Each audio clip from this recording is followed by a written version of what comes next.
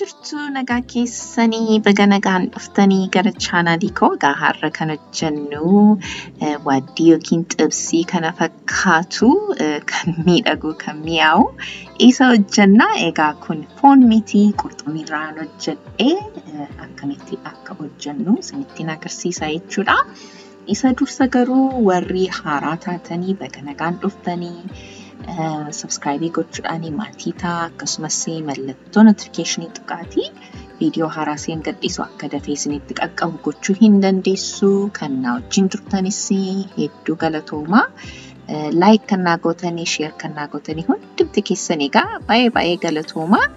Egaa yoggaa foon nuffisiisu yookiin immoo foonni yeroo baay'ee kolesteroolii baay'ee qabaanna. Isa malee attamitti qurxummiidhaan akka hojjennu isinitti agarsiisa. Kunoo wanta na barbaachisu fidee dhiyeesseera. Kunooti qurxummii sanyii tuunaa isan fayyadamee kunooti foon fakkaata. Foon dimina bareeda kunoo akka argitanitti garuu qurxummiidha. Akkasumas immoo shunkurtaa yookiin qullubbii na barbaachisa. Qullubbii adii fi jinjibila na barbaachisa. Kororimaa yookiin oogiyoon na barbaachisa. Qaaraan na barbaachisa. Zayitiin na barbaachisa. Akkasumas ashaboo fi baala foonitti waaddanii roosmarii isas nan fayyadama.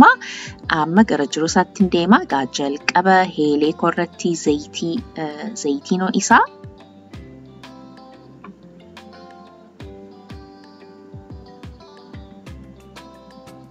isa booddee gaa qullubbii adii fi jinjibila xinnoo isheen waaddaa akka zayitiin isaas foolii jinjibilaa fi qullubbii adii akkanaa fudhatuu fi akkasiin godhaa. Xinnoo ishee akka brown amma ta'utti xinnoo isheen waaddaa. Isa booddee gaa foon ittiin dabala jechuun yookiin foon qurxummii kottan dabala. Egaa qurxummiin fayyaadhaaf waan baay'ee faayidaa guddaa qaba. Garuu yeroo baay'ee nyaachuun nurra hin jiru. Torbanitti si'a 2 caalaa nyaachuun nurra hin jiru. Egaa amma akka argitanitti kunooti foon diimina yookiin qurxummii koo akkas fidee murmuree fideera. Amma na waaddaa jechuudha. Egaa kana barbaaddanii itoo baay'een bishaatiinis baasuu hin dandeessu. Rakkina hin qabu. Ni dafee bishaata. Isa booddee immoo gaa shunkurtaatti hin dabalee amma akka argitanitti shunkurtaa wajjin immoo xinnoo ishee nan bisheessa.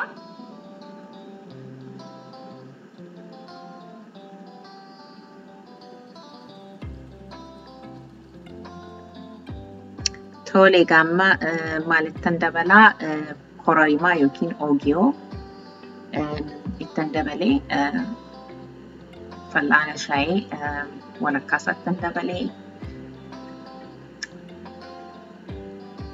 Egaa tuunaan qorqorroo yookiin xaasaadhaan beekna. Akkasuma immoo dheedhii isaas akkasitti goonee hojjennee nyaachuus hin dandeenya.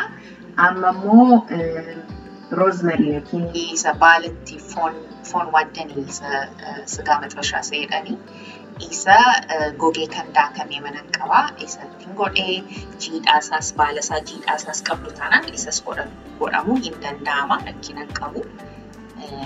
Mana koo keessa isa gogee daakamee duwwaan qaba kanaafi. Tole gamma ashabootti naqee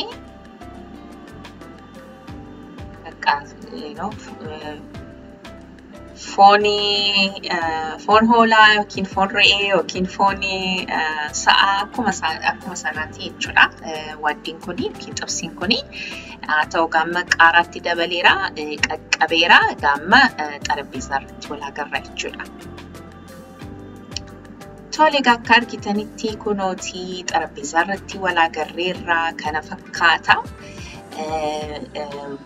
Xinnoo ishee immoo qaaraa ija isaa wajjin fi shunkurtaa yookiin qullubbii murmuree itti dabaleera.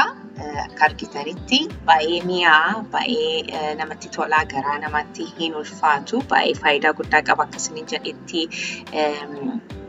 fayyaa keenyaa fi egaa mimmixa fa'aa awaazee fa'aa qocqocaa fa'aa wajjin egaa nyaachuudha egaa tumuudha kana baay'ee mi'aasniin jedheera kanaan dura immoo qurxummii kana kitfoo hojjedheen ture isas koomentii irratti isiniin ka'a yoo ilaaluu yoo barbaaddanii egaa kana fakkaata wanta na hordoftaniif immoo hedduu galatoomaa viidiyoo gara biraatti immoo ammoo laagarruutti ulfaadha bye.